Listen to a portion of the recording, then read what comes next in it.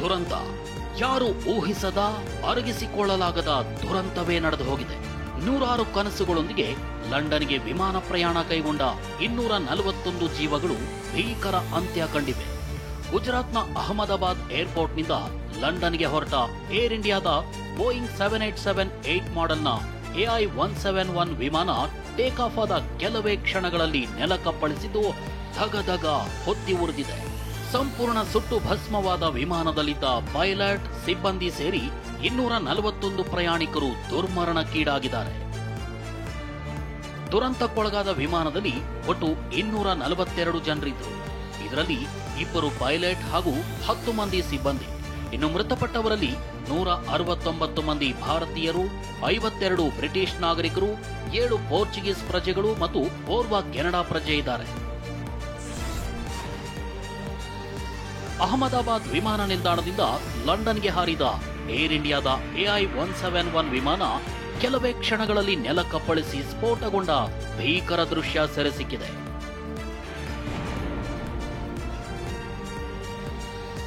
ವಿಮಾನ ನಿಲ್ದಾಣದಿಂದ ಹಾರಿ ಕೇವಲ 625 ಅಡಿಗಳಷ್ಟು ಎತ್ತರಕ್ಕೆ ಮಾತ್ರ ಹಾರಿದ್ದ ವಿಮಾನ ನೋಡ್ತಿದ್ದಂತೆ ಪತನಗೊಂಡಿದೆ. ವಿಮಾನ ನಿಲ್ದಾಣದ ಪಕ್ಕದಲ್ಲೇ ಇರೋ ಮೇಘಾನಿಯ ಜನವಸತಿ ಪ್ರದೇಶದ ಮೇಲೆ ವಿಮಾನ ಬಿದ್ದು ಭೀಕರವಾಗಿ ಸ್ಫೋಟಗೊಂಡಿದೆ. ಸ್ಫೋಟದ ರಭಸಕ್ಕೆ ಭಾರೀ ಪ್ರಮಾಣದಲ್ಲಿ ಬೆಂಕಿಯ ಜ್ವಾಲೆ ಚಿಮ್ಮಿದೆ. ಇಡೀ ವಿಮಾನ ಧಗಧಗಿಸಿದ್ದು ಮುಗಿಲೆತ್ತರಕ್ಕೆ ದಟ್ಟ ಹೊಗೆ ಆವರಿಸಿದ ದೃಶ್ಯ ಎದೆ ನಡಗಿಸುವಂತಿದೆ. ಅಹಮದಾಬಾದ್ ವಿಮಾನ ನಿಲ್ದಾಣದಿಂದ ಲಂಡನ್ಗೆ ಹಾರಿದ ಏರ್ ಇಂಡಿಯಾದ AI-171 ವಿಮಾನ ಕೆಲವೇ ಕ್ಷಣಗಳಲ್ಲಿ ನೆಲಕ್ಕಪ್ಪಳಿಸಿ ಸ್ಫೋಟಗೊಂಡ ಭೀಕರ ದೃಶ್ಯ ಸೆರೆಸಿಕ್ಕಿದೆ. ವಿಮಾನ ನಿಲ್ದಾಣದಿಂದ ಹಾರಿ ಕೇವಲ 625 ಅಡಿಗಳಷ್ಟು ಎತ್ತರಕ್ಕೆ ಮಾತ್ರ ಹಾರಿದ್ದ ವಿಮಾನ ನೋಡ್ತಿದ್ದಂತೆ ಪತನಗೊಂಡಿದೆ. ವಿಮಾನ ನಿಲ್ದಾಣದ ಪಕ್ಕದಲ್ಲೇ ಇರೋ ಮೇಘಾನಿಯ ಜನವಸತಿ ಪ್ರದೇಶದ ಮೇಲೆ ವಿಮಾನ ಬಿದ್ದು ಭೀಕರವಾಗಿ ಸ್ಫೋಟಗೊಂಡಿದೆ. ಸ್ಫೋಟದ ರಭಸಕ್ಕೆ ಭಾರೀ ಪ್ರಮಾಣದಲ್ಲಿ ಬೆಂಕಿಯ ಜ್ವಾಲೆ ಚಿಮ್ಮಿದೆ. ಇಡೀ ವಿಮಾನ ಧಗಧಗಿಸಿದ್ದು ಮುಗಿಲೆತ್ತರಕ್ಕೆ ದಟ್ಟ ಹೊಗೆ ಆವರಿಸಿದ ದೃಶ್ಯ ಎದೆ ನಡಗಿಸುವಂತಿದೆ. ಇಂಥ ಘೋರ ವಿಮಾನ ದುರಂತದ ನಡುವೆ ಓರ್ವ ಪ್ರಯಾಣಿಕ ಪವಾಡ ಸದೃಶವೆಂಬಂತೆ ಬದುಕುಳಿದಿದ್ದಾನೆ. ಏರ್ಪೋರ್ಟ್ನಿಂದ ಹಾರಿದ ವಿಮಾನ ಪಕ್ಕದಲ್ಲೇ ಇದ್ದ ಮೇಘಾನಿ ಪ್ರದೇಶದಲ್ಲಿರೋ ಬಿಜೆ ಮೆಡಿಕಲ್ ಕಾಲೇಜಿನ ಹಾಸ್ಟೆಲ್ಗೆ ಅಪ್ಪಳಿಸಿದೆ. ಮಧ್ಯಾಹ್ನ 1:40 ಸುಮಾರಿಗೆ ವಿಮಾನ ಅಪ್ಪಳಿಸಿದ್ದು, ಇದೇ ವೇಳೆ ಹಾಸ್ಟೆಲ್ನಲ್ಲಿ 50ರಿಂದ 60 ವೈದ್ಯಕೀಯ ವಿದ್ಯಾರ್ಥಿಗಳು ಇದ್ರು ಎನ್ನಲಾಗಿದೆ. ವಿಮಾನ ಬಿದ್ದ ರಭಸಕ್ಕೆ ಇಡೀ ಹಾಸ್ಟೆಲ್ ಕಟ್ಟಡದ ಗೋಡೆ ಛಿದ್ರಗೊಂಡಿದ್ದು 20ಕ್ಕೂ ಅಧಿಕ ವೈದ್ಯಕೀಯ ವಿದ್ಯಾರ್ಥಿಗಳು ದುರ್ಮರಣಕ್ಕೀಡಾಗಿದ್ದಾರೆ ಎನ್ನಲಾಗಿದೆ. ಇಡೀ ಹಾಸ್ಟೆಲ್ ದಗದಗಿಸಿದ್ದು ಮೃತದೇಹಗಳು ಗುರುತೇ ಸಿಗದಷ್ಟು ಸುಟ್ಟು ಕರಕಲಾಗಿದೆ. ಯಾವ ಮೃತದೇಹ ಯಾರದ್ದು ಅನ್ನೋದರ ಪತ್ತೆಗೆ ಇದೀಗ DNA ಪರೀಕ್ಷೆ ನಡೆಸಲು ಸರ್ಕಾರ ಮುಂದಾಗಿದೆ.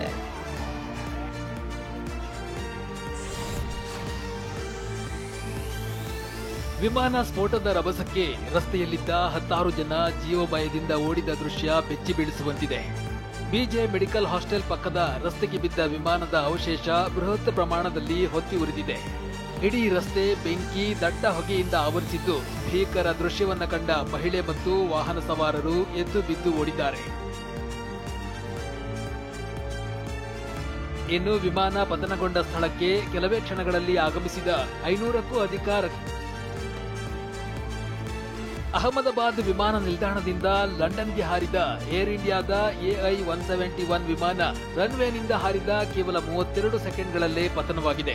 ವಿಮಾನ ನೆಲಕ್ಕಪ್ಪಳಿಸಿದ ಘನಘೋರ ದೃಶ್ಯ ಸಿಸಿ ಕ್ಯಾಮೆರಾದಲ್ಲಿ ಸೆರೆಯಾಗಿದೆ. ವಿಮಾನ ದುರಂತದ ಭೀಕರ ದೃಶ್ಯಗಳನ್ನ ಕಣ್ಣಾರೆ ಕಂಡ ಪ್ರತ್ಯಕ್ಷದರ್ಶಿಗಳು ಬೆಚ್ಚಿ ಬಿದ್ದಿದ್ದಾರೆ. ಭಾರೀ ಸ್ಫೋಟದ ಸದ್ದು ಕೇಳಿ ಹೊರಬಂದು ನೋಡಿದ್ರೆ ವಿಮಾನ ಪತನವಾಗಿ ಬೆಂಕಿ ಹೊತ್ತಿ ಉರಿತಾ ಇತ್ತು ಅಂತ ವಿವರಿಸಿದ್ದಾರೆ. यहीं मेरे ऑफिस में बैठी थी, जैसा धड़ाका हुआ मैं वहाँ ऑफिस से वहाँ गई. बहुत बड़ा प्लेन क्रैश हुआ था, बहुत धुआं और आग लगी थी. जो डॉक्टर्स के फ्लैट थे उनको बहुत डैमेज हुए हैं और उसमें से कितने डॉक्टरों को हमने निकाला है, लोकल कार्यकर्ता और सब मिलके. बाद में जो प्लेन में से निकाले हैं वो लोग भी बहुत अभी कोई अंदाजा नहीं लग रहा है. ಇನ್ನು ನಮ್ಮ ಸಹೋದರಿ ಲಂಡನ್ಗೆ ಹೋಗ್ತಾ ಇದ್ಲು. 1:10ಕ್ಕೆ ಫ್ಲೈಟ್ ಇತ್ತು. ಅಲ್ಲಿಗೆ ತೆರಳುವ ಮುನ್ನವೇ ಪತನವಾಗಿದೆ ಅಂತ ಮೃತರ ಸಂಬಂಧಿ ಭಾವನಾ ಮಾಹಿತಿ ನೀಡಿದ್ದಾರೆ. The airport ಅಹಮದಾಬಾದ್ ವಿಮಾನ ದುರಂತಕ್ಕೂ ಮುನ್ನ ಲಂಡನ್ ಪ್ರಜೆಗಳಿಬ್ಬರು ಏರ್ಪೋರ್ಟ್ನಲ್ಲೇ ಕೂತು ವಿಡಿಯೋ ಮಾಡಿದರು. ಗುಡ್ ಬೈ ಇಂಡಿಯಾ ಎಂದಿದ್ದ ಲಂಡನ್ ವ್ಯಕ್ತಿ ಜೇಮಿ ಹಾಗೂ ಜೊತೆಗಿದ್ದ ಗೆಳೆಯ ಫಿಯಾಂಗಲ್ ಗ್ರೀನ್ಲಾ ವಿಮಾನ ದುರಂತದಲ್ಲಿ ಬಲಿಯಾಗಿದ್ದಾರೆ.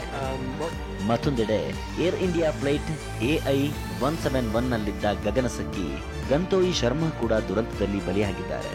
ಮಣಿಪುರದ ಶರ್ಮಾ ಮೃತಪಟ್ಟ ಸುದ್ದಿ ಕೇಳಿ ಅಯ್ಯೋ ನನ್ನ ಮಗಳು ಅಂತ ಹಳೆ ಫೋಟೋ ಆಲ್ಬಮ್ಗಳನ್ನ ನೋಡಿ ಅಮ್ಮ ರೋಧಿಸಿದ್ದಾರೆ. ವಿಮಾನ ದುರಂತವಾಗುವ ಕಟ್ಟಕಡೆಯ ಕ್ಷಣದಲ್ಲಿ ಪೈಲಟ್ ಸುಮಿತ್ ಸಬರ್ವಾಲ್ ಮೇಡೆ ಅಂತ ಕರೆ ಮಾಡಿದ್ರು.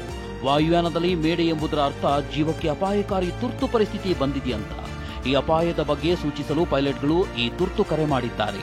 ವಿಮಾನ ಪತನದ ಬಗ್ಗೆ ಖಚಿತಪಡಿಸಲು 3 ಬಾರಿ ಮೇಡೆ ಅಂತ ಪುನರಾವರ್ತಿಸಲಾಗಿದೆ. ವಿಮಾನ ಚಲಾಯಿಸುತ್ತಿದ್ದ ಪೈಲಟ್ ಸುಮಿತ್ ಸಬರ್ವಾಲ್ ಹಾಗೂ ಕೋ ಪೈಲಟ್ ಕರ್ನಾಟಕ ಮೂಲದ ಕ್ಲೈವ್ ಕುಂದರ್ ದುರಂತ ಅಂತ್ಯ ಕಂಡಿದ್ದಾರೆ. ಮುಖ್ಯ ಪೈಲಟ್ ಸುಮಿತ್ ಸಬರ್ವಾಲ್ ಬರೋಬ್ಬರಿ 8200 ಗಂಟೆಗಳ ವಿಮಾನ ಹಾರಾಟದ ಅನುಭವ ಹೊಂದಿದ್ರು. ಇನ್ನು ಕರ್ನಾಟಕದ ಕುಂದರ್ಗೆ 1100 ಗಂಟೆ ವಿಮಾನ ಹಾರಾಟ ನಡೆಸಿದ ಅನುಭವವಿತ್ತು.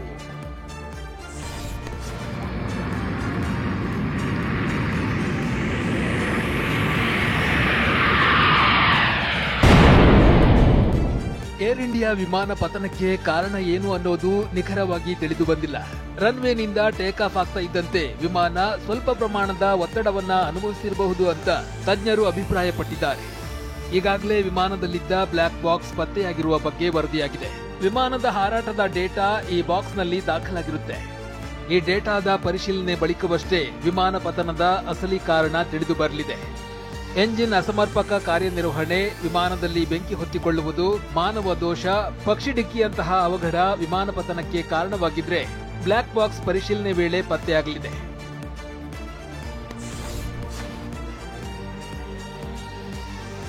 ಅಹಮದಾಬಾದ್ ವಿಮಾನ ನಿಲ್ದಾಣದ ಬಳಿ ಪತನವಾದ ವಿಮಾನದಲ್ಲಿ ಸಾವನ್ನಪ್ಪಿದ 242 ಪ್ರಯಾಣಿಕರ ಪೈಕಿ ಗುಜರಾತ್ ಮಾಜಿ ಸಿಎಂ ವಿಜಯ್ ರೂಪಾನಿ ಸಹ ದುರ್ಮರಣವನ್ನೊಪ್ಪಿದ್ದಾರೆ. ವಿಜಯ್ ರೂಪಾನಿ ಪತನಗೊಂಡ ವಿಮಾನದ ಸೀಟ್ ನಂಬರ್ 12ರಲ್ಲಿ ಕುಳಿತಿದ್ರು. ವಿಜಯ್ ರೂಪಾನಿಗಿಂತಲೂ ಮುಂದಿನ ಸೀಟ್ನಲ್ಲಿ ಕುಳಿತಿದ್ದ ಮಹಿಳೆ ರೂಪಾನಿಯವರ ಕೊನೆಯ ಫೋಟೋ ತೆಗೆದಿದ್ದಾರೆ. ಪತ್ನಿ ಕರೆಯಲು ಲಂಡನ್ಗೆ ತೆರಳಿದ್ದ ವಿಜಯ್ ರೂಪಾನಿ.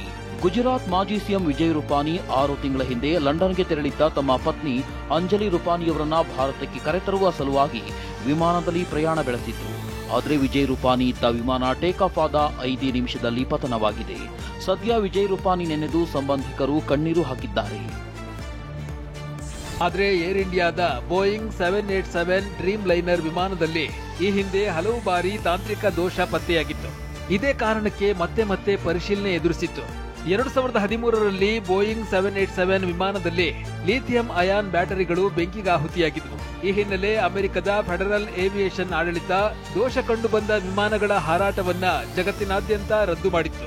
2019ರ ಬಳಿಕ ಗುಣಮಟ್ಟ ನಿಯಂತ್ರಣ ಸಂಸ್ಥೆಗಳು ಈ ವಿಮಾನಗಳಲ್ಲಿ ಗಂಭೀರ ಗುಣಮಟ್ಟದ ಸಮಸ್ಯೆ ಇದೆ ಅಂತ ವರದಿಯನ್ನ ಮಾಡಿದ್ವು. ವಿಮಾನ ದುರಂತದ ಬಗ್ಗೆ ಮಾಜಿ ಪೈಲಟ್ ಎಹ್ಸಾನ್ ಖಲೀದ್ ಮಾತನಾಡಿದ್ದಾರೆ. ವಿಮಾನ ಹಾರಾಟದ ದೃಶ್ಯಗಳನ್ನು ನೋಡಿದ್ರೆ ವಿಮಾನ ಹಾರುತ್ತಿರುವಾಗ ಸ್ಫೋಟಿಸಿಲ್ಲ, ವಿಮಾನ ವಿದ್ಯುತ್ ನಷ್ಟ ಅನುಭವಿಸಿದೆ. ಆದರೆ ಅದರ 2 ಇಂಜಿನ್ಗಳು ಏಕಕಾಲದಲ್ಲಿ ವಿದ್ಯುತ್ ಶಕ್ತಿ ಕಳೆದುಕೊಳ್ಳುವ ಸಾಧ್ಯತೆ ಕಡಿಮೆ ಅಂತ ಎಹಾನ್ಸ್ ಅಭಿಪ್ರಾಯಪಟ್ಟಿದ್ದಾರೆ. एयरक्राफ्ट जो है वो फ्लाई कर रहा था और फ्लाई करते हुए ग्राउंड पे गया है. दैट मीन्स के एयर में कोई एक्सप्लोजन नहीं हुआ था. विजुअल्स से लगता है कि एयरक्राफ्ट को लॉस ऑफ पावर है. वो लॉस ऑफ पावर एक इंजन में है या दोनों इंजन में है ये कहना बहुत डिफिकल्ट होगा. लेकिन जो भी पावर था that was not sufficient to keep the aircraft flying. ಭಾರತದಲ್ಲಿ ವಿಮಾನ ಪತನಗೊಳ್ತಾ ಇರುವ ದುರಂತ ಇದೇ ಮೊದಲೇನಲ್ಲ. ಈ ಹಿಂದೆಯೂ ಅನೇಕ ಬಾರಿ ವಿಮಾನಗಳು ಪತನಗೊಂಡಿವೆ. 106 ಜನರು ಪ್ರಾಣವನ್ನ ಕಳೆದುಕೊಂಡಿದ್ದಾರೆ. 1978 ಜನವರಿ 1ರಲ್ಲಿ ಮುಂಬೈನ ಬಾಂದ್ರಾದ ಕರಾವಳಿಯಲ್ಲಿ ಏರ್ ಇಂಡಿಯಾ ವಿಮಾನ ಪತನಗೊಂಡು 213 ಜನ ಮೃತಪಟ್ಟಿದ್ರು. 1988 ಅಕ್ಟೋಬರ್ 19ರಂದು ಅಹಮದಾಬಾದ್ ವಿಮಾನ ನಿಲ್ದಾಣದಲ್ಲಿ ಇಂಡಿಯನ್ ಏರ್ಲೈನ್ಸ್ ವಿಮಾನ ಅಪಘಾತಕ್ಕೀಡಾಗಿ 133 ಜನ ಉಸಿರು ಚೆಲ್ಲಿದ್ರು. ಇಷ್ಟೇ ಅಲ್ಲ, 1990ರ ಫೆಬ್ರವರಿ 14ರಂದು ಬೆಂಗಳೂರಿನಲ್ಲಿ ಇಂಡಿಯನ್ ಏರ್ಲೈನ್ಸ್ ವಿಮಾನ ಲ್ಯಾಂಡಿಂಗ್ ಸಮಯದಲ್ಲಿ ಅಪಘಾತ ಸಂಭವಿಸಿತ್ತು. ಈ ದುರಂತದಲ್ಲಿ 92 ಜನ ಸಾವನ್ನಪ್ಪಿದ್ರು. 1996ರ ನವೆಂಬರ್ 12ರಂದು ಹರಿಯಾಣದ ಚಕ್ರಿ ಡಬ್ರಿ ಬಳಿ ಸೌದಿ ಅರೇಬಿಯಾದ ವಿಮಾನ ಮತ್ತು ಕಜಕಿಸ್ತಾನದ ವಿಮಾನ ಆಗಸದಲ್ಲೇ ಡಿಕ್ಕಿಯಾಗಿತ್ತು. ಇದರಲ್ಲಿ 349 ಜನ ಮೃತಪಟ್ಟಿದ್ರು. ಇನ್ನು 2010ರ ಮೇ 22ರಂದು ದುಬೈ ಮಂಗಳೂರು ಮಾರ್ಗದ ಏರ್ ಇಂಡಿಯಾ ಎಕ್ಸ್ಪ್ರೆಸ್ ವಿಮಾನ ಮಂಗಳೂರಿನ ಬಜ್ಪೆ ವಿಮಾನ ನಿಲ್ದಾಣದಲ್ಲಿ ಲ್ಯಾಂಡಿಂಗ್ ಸಮಯದಲ್ಲಿ ರನ್ವೇನಿಂದ ಜಾರಿ ಕಂದಕಕ್ಕೆ ಬಿದ್ದಿತ್ತು. ಈ ದುರಂತದಲ್ಲಿ 158 ಜನ ಮೃತಪಟ್ಟಿದ್ರೆ ಕೇವಲ 8 ಜನ ಬದುಕುಳಿದಿದ್ರು. ಗುಜರಾತ್ನ ಅಹಮದಾಬಾದ್ ಏರ್ಪೋರ್ಟ್ ಬಳಿ ವಿಮಾನ ಪತನ ಸಂಭವಿಸುತ್ತಿದ್ದಂತೆ ವಿಮಾನಯಾನ ಸಚಿವ ರಾಮ್ ಮೋಹನ್ ನಾಯ್ಡುಗೆ ಮೋದಿ ಕರೆ ಮಾಡಿದ್ದಾರೆ.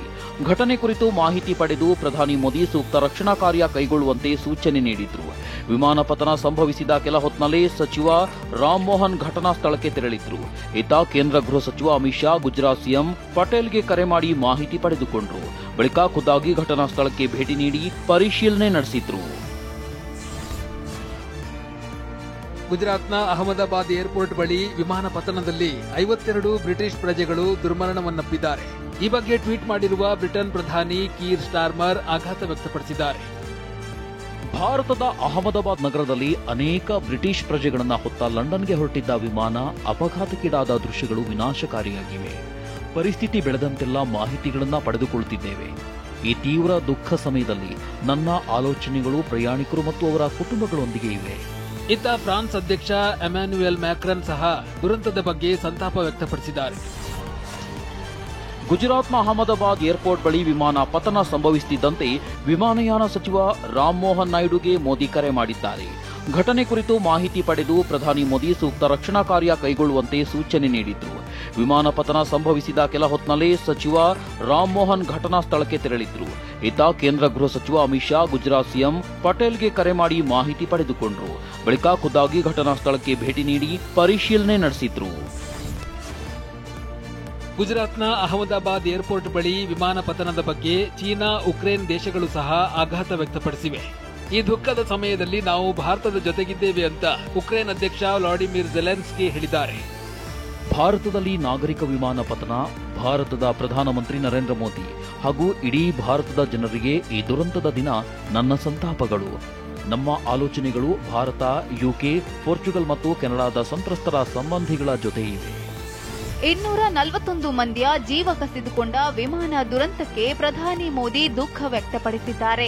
ಘಟನೆಯನ್ನ ಪದಗಳ ಮೂಲಕ ವಿವರಿಸಲು ಸಾಧ್ಯವಿಲ್ಲ ಎಂದು ಮೋದಿ ಟ್ವೀಟ್ ಮಾಡಿದ್ದಾರೆ. ದುಃಖದ ಕ್ಷಣದಲ್ಲಿ ಘಟನೆಯಲ್ಲಿ ಮೃತಪಟ್ಟ ಕುಟುಂಬ ಮತ್ತು ಗಾಯಗೊಂಡವರ ಜೊತೆ ನಾವಿದ್ದೇವೆ ಎಂದು ಪ್ರಧಾನಿ ಬರೆದುಕೊಂಡಿದ್ದಾರೆ. ಅಹಮದಾಬಾದ್ನ ಜನವಸತಿ ಪ್ರದೇಶದಲ್ಲಿ ಪ್ರಯಾಣಿಕರಿದ್ದ ವಿಮಾನ ಪತನ ದುರಂತಕ್ಕೆ ವಿಪಕ್ಷ ನಾಯಕ ರಾಹುಲ್ ಗಾಂಧಿ ಸಂತಾಪ ಸೂಚಿಸಿದ್ದಾರೆ. ಅಹಮದಾಬಾದ್ನ ವಿಮಾನ ದುರಂತಕ್ಕೆ ಕಾಂಗ್ರೆಸ್ ನಾಯಕಿ ಸೋನಿಯಾ ಗಾಂಧಿ ಸಂತಾಪ ಸೂಚಿಸಿದ್ದಾರೆ. ಇದು ಆಘಾತಕಾರಿ ಹಾಗೂ ದುಃಖದ ಸುದ್ದಿ ಎಂದಿರುವ ಸೋನಿಯಾ, ಇಡೀ ದೇಶ ದುಃಖದಿಂದ ಮುಳುಗಿದೆ ಎಂದು ನೋವು ವ್ಯಕ್ತಪಡಿಸಿದ್ದಾರೆ. ಅಹಮದಾಬಾದ್ ಏರ್ಪೋರ್ಟ್ನಲ್ಲಿ ಟೇಕ್ ಆಫ್ ಆದ 1 ನಿಮಿಷದಲ್ಲೇ ಬಿಜೆ ಮೆಡಿಕಲ್ ಕಾಲೇಜಿನ ಹಾಸ್ಟೆಲ್ಗೆ ಅಪ್ಪಳಿಸಿದ ಏರ್ ಇಂಡಿಯಾ ವಿಮಾನ ಭೀಕರವಾಗಿ ಸ್ಫೋಟಗೊಂಡು ಪತನಗೊಂಡಿದೆ. ಈ ಬೆನ್ನಲ್ಲೇ ವಿಮಾನಯಾನ ಸಚಿವಾಲಯ ತುರ್ತು ಸಭೆ ಕರೆದಿದೆ. ಸಭೆಯಲ್ಲಿ ಡಿಜಿಸಿಎ ಅಧಿಕಾರಿಗಳು ಭಾಗಿಯಾಗಿದ್ದಾರೆ. ಅಹಮದಾಬಾದ್ನಲ್ಲಿ 242 ಜನರಿದ್ದ ಏರ್ ಇಂಡಿಯಾ ವಿಮಾನ ಪತನಗೊಂಡ ಬೆನ್ನಲ್ಲೇ ಬೋಯಿಂಗ್ ಷೇರುಗಳು ಮುಗ್ಗರಿಸಿವೆ. 8% ಬೋಯಿಂಗ್ ಷೇರುಗಳು ಕುಸಿತ ಕಂಡು 1673 ಪಾಯಿಂಟ್ಗೆ ಇಳಿದಿದೆ. ಕಿಂಗ್ ಫಿಶರ್ ಏರ್ಲೈನ್ಸ್ ಮಾಲೀಕ ವಿಜಯ್ ಮಲ್ಯ ಏರ್ ಇಂಡಿಯಾ ವಿಮಾನ ದುರಂತಕ್ಕೆ ಎಕ್ಸ್ ಖಾತೆಯಲ್ಲಿ ಆಘಾತ ವ್ಯಕ್ತಪಡಿಸಿದ್ದಾರೆ. ಮತ್ತೋರ್ವ ಭಾರತೀಯ ಉದ್ಯಮಿ ಗೌತಮ್ ಅದಾನಿ ಟ್ವೀಟ್ ಮೂಲಕ ಸಂತಾಪ ಸೂಚಿಸಿದ್ದು, ಪ್ರಯಾಣಿಕರ ಕುಟುಂಬಕ್ಕೆ ಸಂಪೂರ್ಣ ಬೆಂಬಲ ನೀಡುವುದಾಗಿ ಬರೆದುಕೊಂಡಿದ್ದಾರೆ. ವಿಮಾನ ಅಪಘಾತದ ಸುದ್ದಿ ಕೇಳಿ ರಾಷ್ಟ್ರಪತಿ ದ್ರೌಪದಿ ಮುರ್ಮು ಆಘಾತ ವ್ಯಕ್ತಪಡಿಸಿದ್ದಾರೆ. ಇದು ಹೃದಯ ವಿದ್ರಾವಕ ದುರಂತ ಎಂದಿರುವ ಮುರ್ಮು, ಇಡೀ ದೇಶ ಪ್ರಯಾಣಿಕರ ಕುಟುಂಬದೊಂದಿಗೆ ಇದೆ ಅಂತ ಎಕ್ಸ್ ಖಾತೆಯಲ್ಲಿ ಬರೆದುಕೊಂಡಿದ್ದಾರೆ. ಘಟನೆಗೆ ಸಂತಾಪ ಸೂಚಿಸಿದ ನಟ ಶಾರುಖ್ ಖಾನ್, ವಿಮಾನ ಪತನ ಸುದ್ದಿಯಿಂದ ನಾನು ದುಃಖಿತನಾಗಿದ್ದೇನೆ. ಕುಟುಂಬಸ್ಥರಿಗೆ ದುಃಖ ಭರಿಸುವ ಶಕ್ತಿಯನ್ನ ದೇವರು ನೀಡಲಿ ಎಂದಿದ್ದಾರೆ.